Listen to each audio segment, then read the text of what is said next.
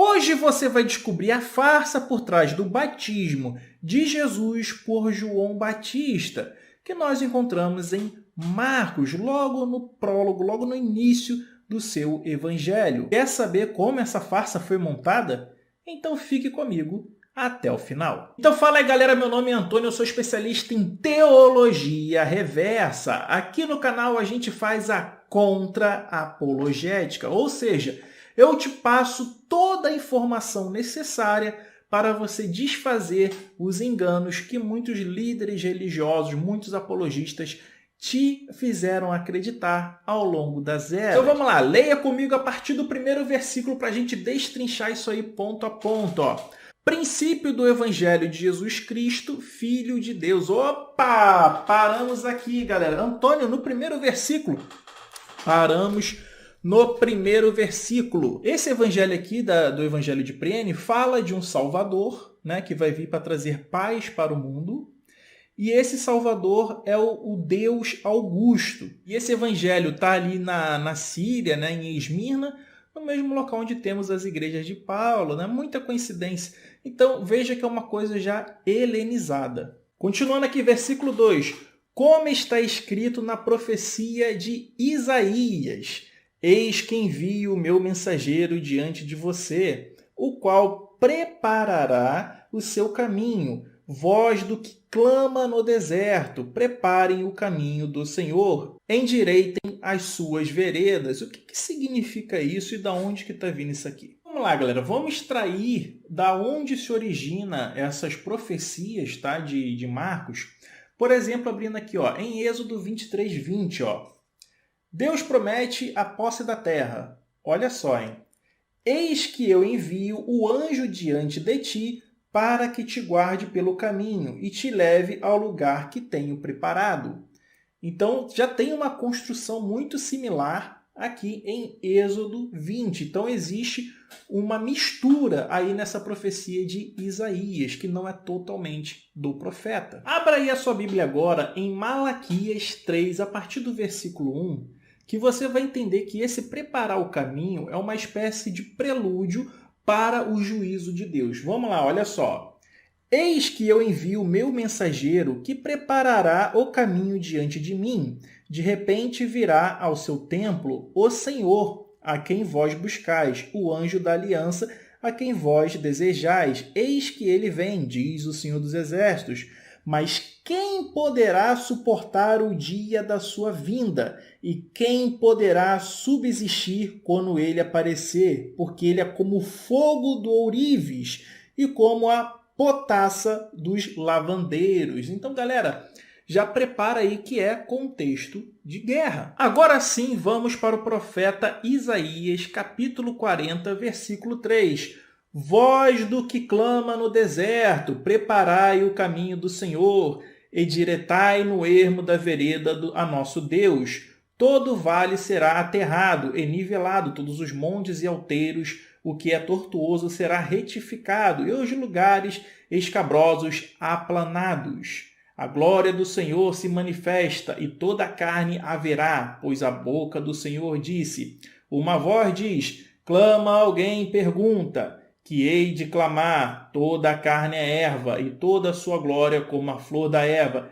Secasse a erva, e caem as flores, soprando nelas o hálito do Senhor. Na verdade, o povo é erva. Seca-se a erva, seca-se o povo, né? E cai a sua flor. Mas a palavra do nosso Deus permanece eternamente. Lembra que eu fiz aquele vídeo sobre a questão dos frutos, né? Então, tem muito a ver com isso aqui. O fruto é o povo. Lembra que eu disse lá naquele vídeo, beleza? O vídeo em que Jesus amaldiçoou a figueira. Então, é mais uma confirmação daquilo que foi dito. Então, esse começo fala como se fosse de uma salvação do povo, né? Algo que está vindo para endireitar o povo de Israel. Tá? É isso que você tem que ter em mente aqui. Agora vem uma frase aqui que ela é muito polêmica e eu vou explicá-la para vocês. E foi assim que João Batista apareceu no deserto pregando o batismo de arrependimento para a remissão de pecados. Esse trecho aqui ele é usado por muita gente para falar que Jesus é real, Por dois motivos. Um, que Jesus estaria fazendo parte do ministério de outra pessoa, ou seja, João Batista, ou seja, ele seria um discípulo de João. E a segunda coisa é que é constrangedor para os cristãos ali do primeiro século o fato de Jesus estar tendo seus pecados redimidos por uma outra divindade. Tanto que isso é consertado no Evangelho de Mateus, de Lucas, né? É passado uma borracha em cima disso aí. Só que, calma, muita calma nessa hora, existe uma teologia por trás dessa passagem que muita gente não entende e eu vou explicar para vocês agora. Essa questão de batizar para remissão de pecados, para remover as impurezas da água, não é um conceito judaico. Isso aí é um conceito grego, tá? Olha só, aqui nós temos a deusa Cotites, tá? Ou Cotis, que é uma deusa que ela também foi sincretizada pelos romanos, beleza?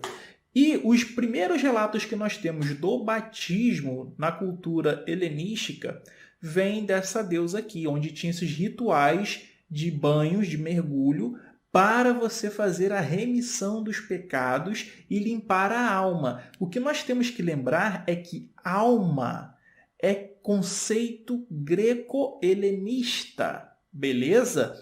Não é conceito judaico. Dificilmente, só em textos muito recentes no judaísmo você vai ver algo parecido. Isso é um conceito greco-helenista ou greco-romano, tá? Os romanos também, por absorverem a cultura grega, tinham esse conceito. Então, a primeira vez que você vai ouvir sobre esses banhos, sobre esses batismos, é na cultura grega. Será que o João histórico, ele batizava para a remissão de pecados? Vamos acompanhar um texto de Flávio Joséfo. História dos Hebreus, né? A gente vai chegar aqui na página 838 e vai estar escrito: alguns dos judeus pensaram que o exército de Herodes havia sido destruído por Deus e que esse era um castigo bem justo para vingar a morte de João, cognominado o Batista, pois Herodes mandou que o matassem, embora fosse um homem bom, tendo ensinado os judeus a cultivarem as virtudes, serem justos uns com os outros, piedosos para com Deus e virem juntos para o batismo. Então, olha só, galera, preste atenção como que o tema central de João Batista, ele é parecido com o dos evangelhos, né? Amável uns aos outros, né? Tudo isso. E aí está falando sobre a questão das virtudes, né? Que eles são chamados também para o batismo. Mas vamos ver esse batismo aí, ó. Vamos lá. Ele ensinava que Deus aceitava o batismo, contanto que não se submetessem a esse ato a fim de obter remissão de certos pecados. Olha só, que não se submetessem a esse ato a fim de obter remissão de certos pecados, mas para a purificação do corpo, caso a alma já estivesse purificada pela justiça. Então, olha só, galera, muito difícil isso aí, se trata de algo referente a um judeu, porque aí está falando de remissão de pecado de alma. Já expliquei que isso é um conceito helenista, não era um conceito judaico, e ele está fazendo uma contra-resposta ao Evangelho de Marcos, tá? Então, assim, esse texto, ou ele é uma interpolação tardia, ou aqui estamos vendo uma construção teológica desse personagem João Batista. Porque o que acontece? Como teve esse constrangimento em relação ao texto de Marcos, né? João Batista redimindo os pecados de Jesus, isso depois foi editado, aqui está claramente dizendo que João não batizava para remissão de pecados, que é uma resposta ao texto de Marcos, e sim para purificação do corpo. Então é como se fosse um rito relacionado ao Antigo Testamento, mas está fazendo referência ao culto cristão. Então, claramente, isso aqui é uma interpolação. E quando os outros se reuniram em torno dele, pois foram profundamente tocados quando ouviram suas palavras, Herodes receou que, sendo tão grande o poder de persuasão que João tinha sobre as pessoas, conduzisse o povo a uma insurreição, pois eles pareciam prontos a seguir seus conselhos. Herodes resolveu prendê-lo e matá-lo antes que provocasse qualquer tumulto, de forma que mais tarde ele tivesse que enfrentar uma revolta. Devido a essa suspeita de Herodes, João foi enviado preso a Maqueiro, a fortaleza que já mencionamos acima, tendo ali sido morto. Os judeus creram que foi para vingar a morte de João que o desastre se abateu sobre o exército, com Deus querendo infligir mal a Herodes. Então o argumento aqui é muito similar também ao argumento usado pelo Evangelho, tá? O Evangelho é o seguinte: o pecado caiu sobre Jerusalém por causa do mal que os judeus causaram a Jesus, não é? Aqui está falando que o mal que caiu sobre o exército de Herodes vem da morte de João Batista. Então, existem vários indícios, tá, de que esse texto ele sofreu uma edição posterior. Não sei se é uma interpolação total, não sei se é uma interpolação parcial, mas existe esse indício. Mas, independente disso, vamos supor que ele seja verdadeiro. Eu não quero tratar de interpolação de João Batista aqui, até porque eu teria que ver citações ao longo da história, se existe citação nos primeiros séculos, essas coisas, né? Então, eu teria que fazer uma exegese só para isso e não é a intenção do vídeo hoje. Mas, mesmo que isso for verdadeiro, você repare que está contradizendo o Evangelho, tá? Está contradizendo. Não existe essa remissão de pecados no suposto João histórico segundo Flávio Joséfo. A água era um sinal de remissão de impurezas, tá? É como se fosse higiene, galera, tá? É a higiene.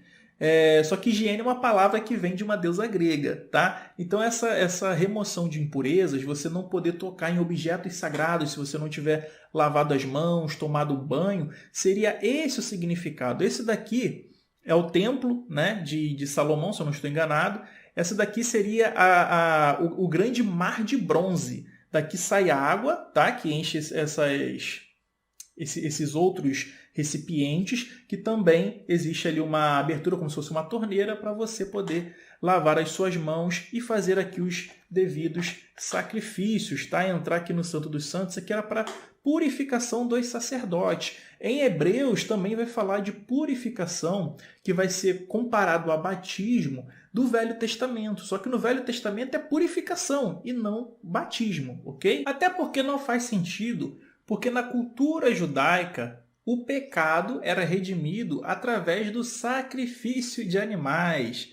Não faz sentido essa questão de remissão de pecados através das águas. Isso aí é um conceito greco-helenista.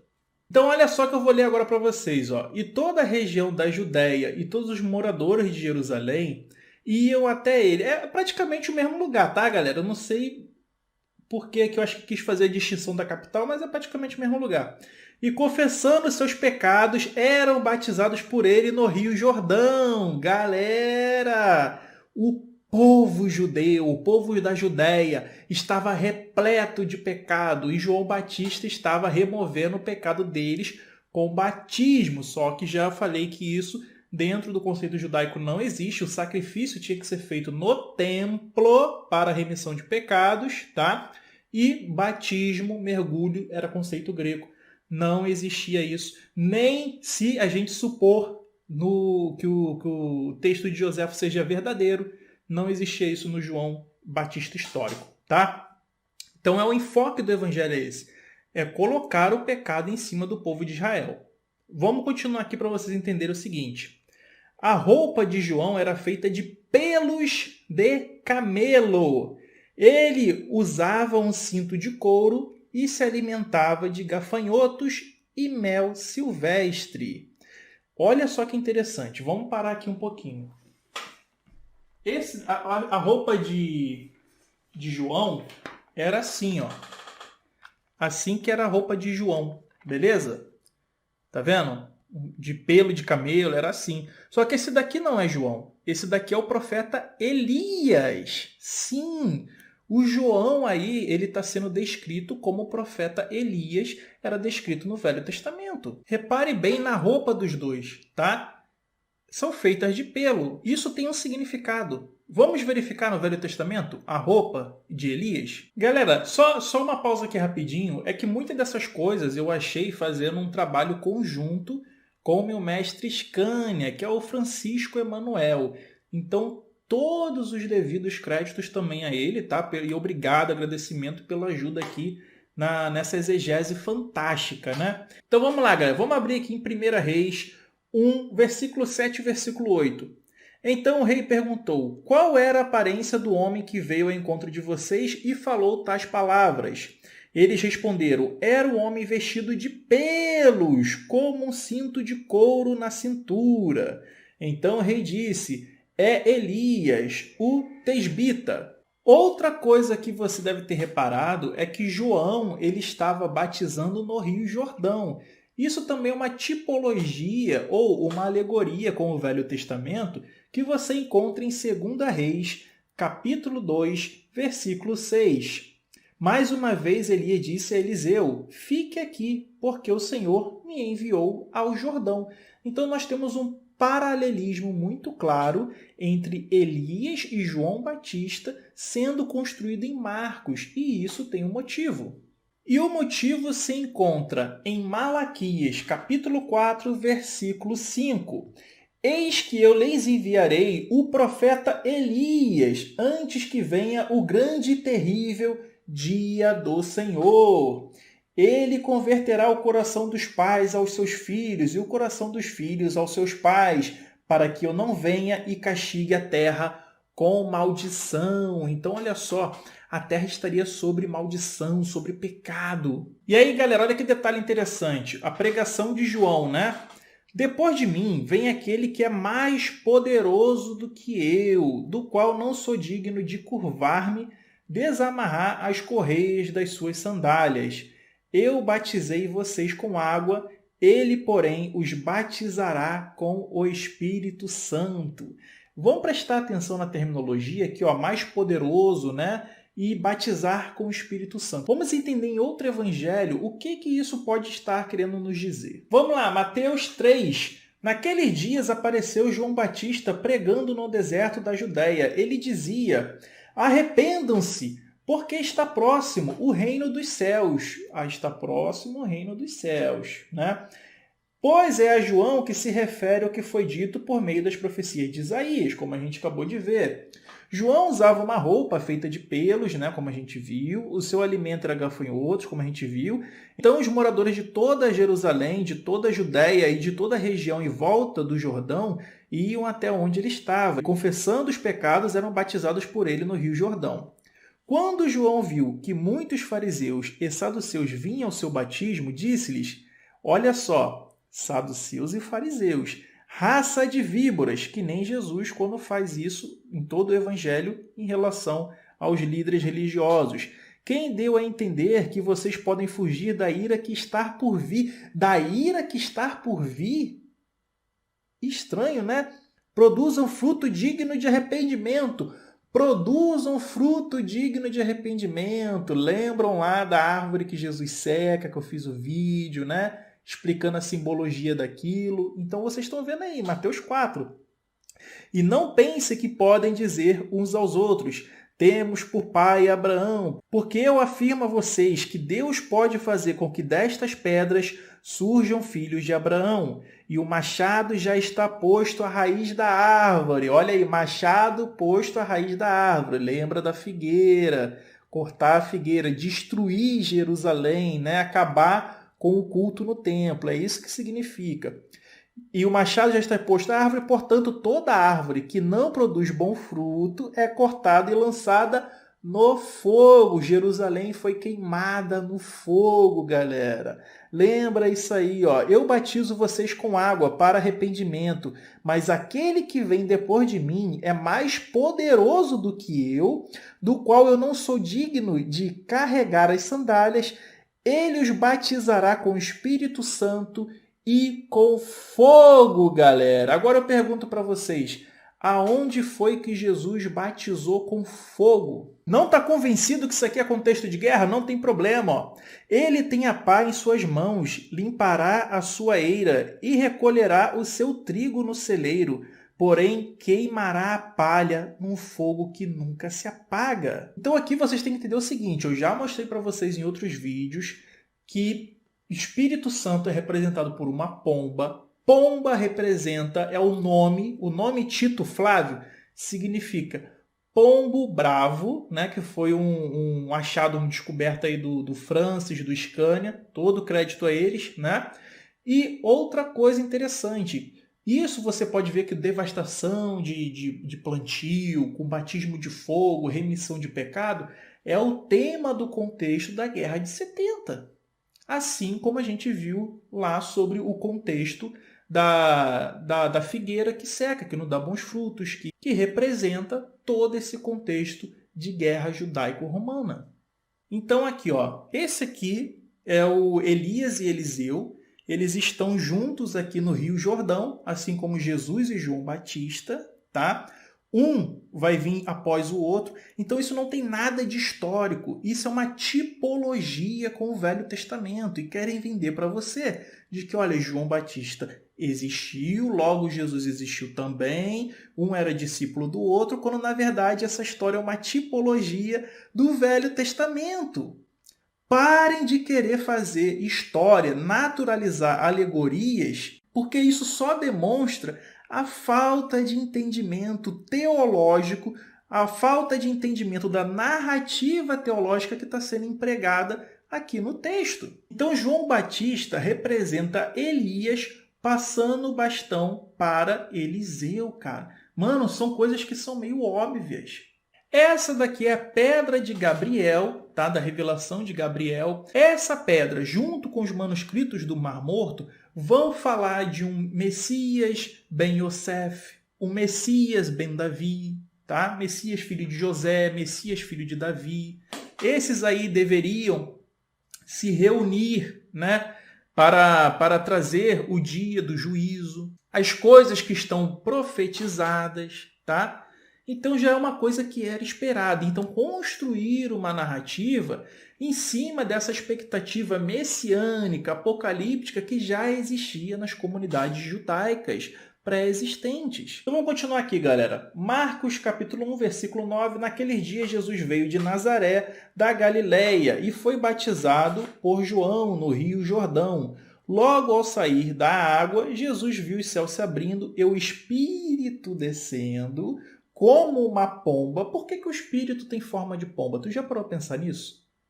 Por que o Espírito Santo tem a forma de pomba? Vamos lá, ó. Sobre ele. Então veio uma voz dos céus que dizia: Este é o meu filho amado, em você me agrado. Então olha só, galera, depois disso aqui Jesus vai para o deserto, né, para ser tentado. Assim como o povo foi tentado no deserto, né, assim como teve tudo aquilo em relação ao povo de Deus no deserto e tudo aquilo que você já sabe. Isso aí é um outro vídeo, uma outra temática que eu vou trazer para vocês. Agora olha só que interessante, abre aí a sua Bíblia em Romanos capítulo 6, versículo 3 e acompanhe comigo. Ou será que vocês ignoram que todos nós fomos batizados em Cristo Jesus?